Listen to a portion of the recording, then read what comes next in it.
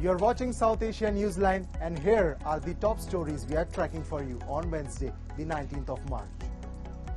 Jaishankar warns of economic weaponization amid growing tariff trends. Sunita Williams, Butch Wilmore return to Earth. PM Modi says Earth missed them. And Maldives' prosperity, security dependent on good ties with India, says former President Nasheed.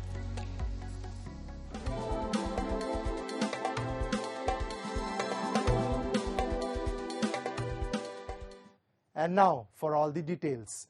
The Raisina Dialogue, India's top conference on geopolitics and geoeconomics, is being held in New Delhi. Foreign Minister S. Jaishankar, speaking on Wednesday, noted the growing use of tariffs and sanctions to protect economic interest and highlighted how international relations have blurred the lines between domains of different countries.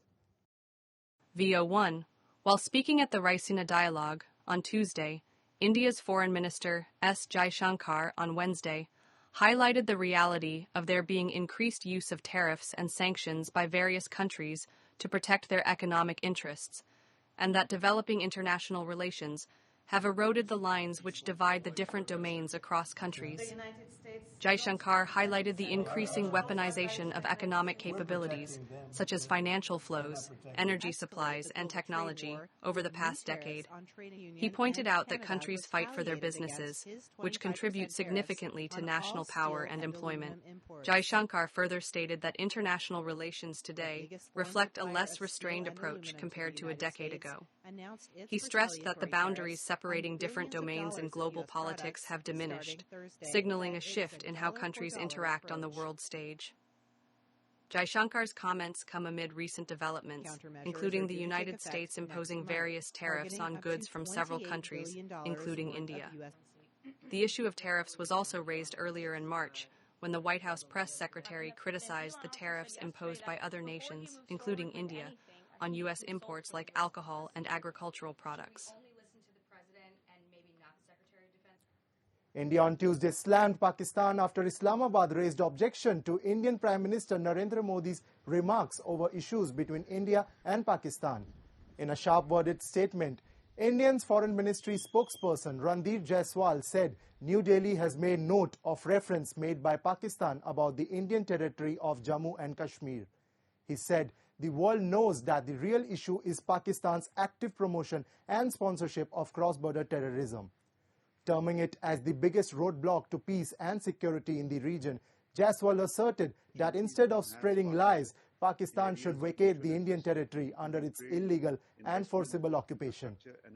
The response came after Islamabad raised objection on PM Modi's comments of accusing Pakistan of aiding terrorism and waging a proxy war against India. Pakistan's Foreign Ministry spokesperson Shafqat Ali Khan had termed the remarks as misleading and one-sided and also made reference to India's J&K region. He also alleged peace and stability in South Asia have remained hostage to India's rigid approach and hegemonic ambitions. Relations between India and Pakistan have remained strained for years after the deadly attack on India's paramilitary convoy by a Pakistan-based terror outfit. New Delhi maintains while it wants peace in South Asia, meaningful dialogue cannot proceed until Pakistan ceases its support for terror outfits operating across the border. Marking the end of their prolonged stay in the space, NASA astronauts Sunita Williams and Butch Wilmore on Wednesday returned to the Earth, aboarding a SpaceX Dragon spacecraft as part of the NASA's SpaceX Crew 9 mission. Originally planned as a brief, days-long mission, their stay extended to 9 months due to propulsion issues with the Boeing Starliner spacecraft. Indian Prime Minister Narendra Modi also extended a warm welcome to them. In a post on X, Modi said that the Earth missed them and called their stay as a test of grit, courage, and boundless human spirit. The government has also returned a letter by PM Modi to astronaut Sunita Williams inviting her to visit India. Meanwhile, local residents from Sunita Williams' ancestral village in India celebrated her safe return in the wee hours of Wednesday with dancing and firecrackers. Residents of Julasan village in Gujarat state huddled next to a television as they watched the live broadcast of her return to Earth before celebrating. Some of the residents said a feast was being prepared later in the day to continue the festivities. बहुत ही खुशी है sir, पूरी रात जगे हुए, रात भी जगे, रात को भी हवन चली और सुबह भी हवन करना है, कल भी भंडारा करना है। कल मिठाई बनेगी और मिठाई भी खाएंगे और दीपावली की तरह से हम उसका आनंद मिलाएंगे। Gilgit Baltistan is facing a critical healthcare crisis as anesthetists have initiated a strike, protesting the non-implementation of previously approved incentives. This comes amid existing challenges in the healthcare system in the occupied region. Pakistan-occupied Gilgit Baltistan is currently facing a critical healthcare crisis due to shortage of doctors and lack of medical facilities and the ongoing strike of anesthetists over non-implementation of approved incentives that has exacerbated the situation. Reportedly, around 12 doctors were trained and selected for the incentives, but they endured over 6 months without the promised benefits and finally resorted to a strike. They are currently only attending to emergency cases. There is a looming threat of a complete shutdown of services if their demands are not met. Total GB में हमारे पास इस वक्त 40 के करीब theatres हैं और अगर proper protocol के हिसाब से देखा जाए तो हर थिएटर में एक एनेस्थेटिस्ट का होना जरूरी है, लेकिन टोटल हमारे पास इस वक्त जो कंसल्टेंट हैं, डिजिग्नेटेड हैं और जो ट्रेन अभी ट्रेनिंग करके वापस आए हैं, टोटल हमारे पास इस वक्त 26 एनेस्थेटिस्ट फील्ड पे काम कर रहे हैं। तो उस हिसाब से इंतहाई शॉर्टेज है। अब ज़रूरत के हिसाब से इस वक्त हमारे जो नगर हुंजक का एरिया है, अस्तूर का एरिया है, गाकूच का एरिया है, तो ये सारे थिएटर्स को इस वक्त चला रहे हैं, लेकिन कहीं कहीं फिर यही शॉर्टेज की वजह से चलता हुआ थिएटर अचानक क्लोज हो जाता है।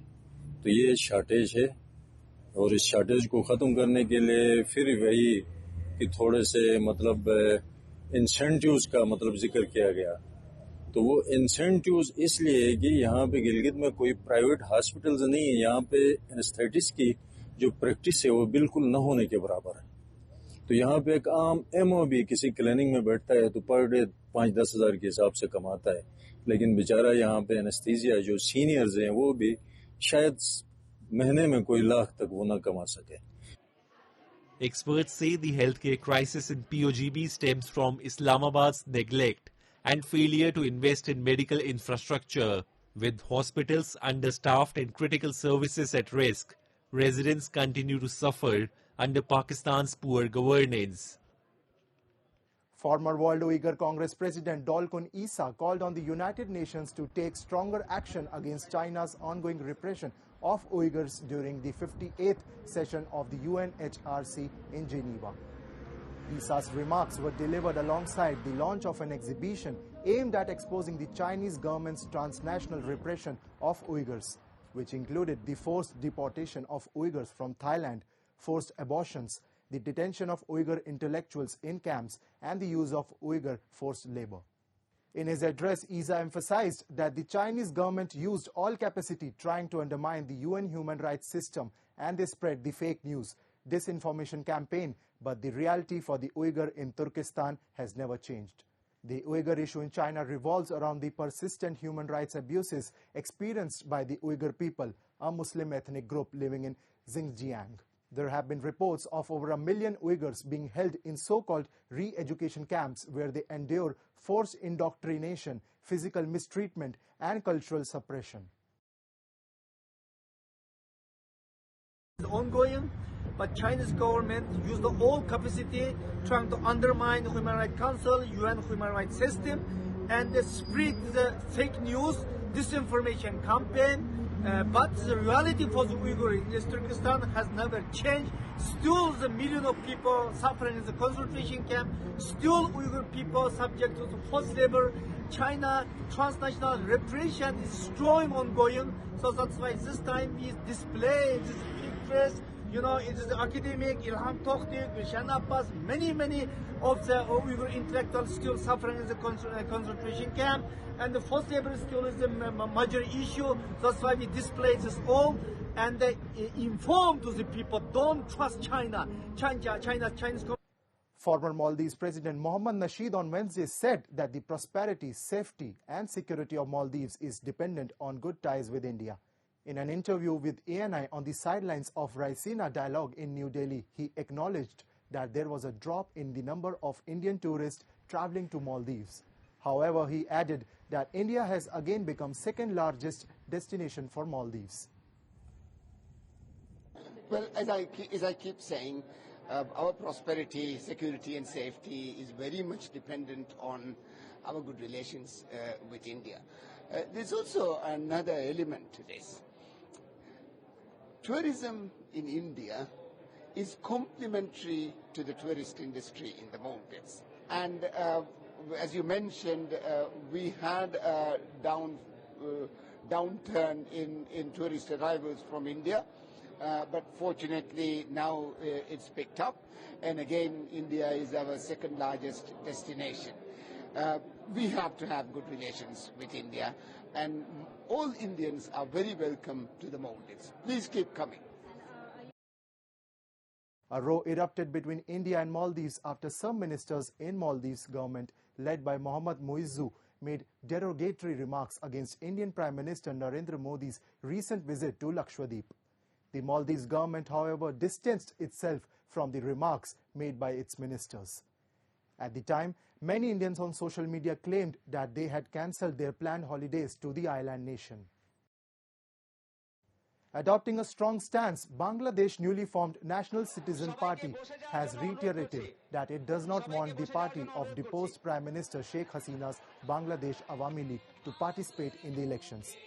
Speaking to the US-based outlet The Diplomat, Nahid Islam, a former advisor to the interim government and convener of the NCP, said his party does not want the Awami League to contest the elections.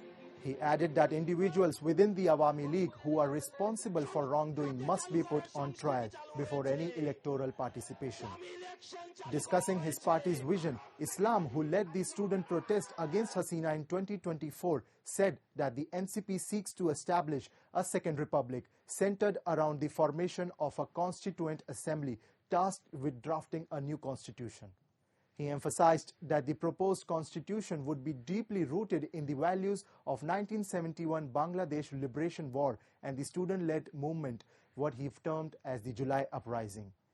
Islam further underscored the need for an independent judiciary and called for the removal of the unlimited powers currently vested in the Prime Minister office. Political analysts believe the youth-led NCP could significantly reshape national politics, which has long been dominated by Sheikh Hasina's Awami League and her rival, former Prime Minister Khalida Zia's Bangladesh Nationalist Party. However, Islam's remarks about barring the Awami League from the elections has sparked debate over whether all parties will be given a fair opportunity to participate in the democratic process. Well, that's all in tonight's edition. We'll see you same time tomorrow. Good night.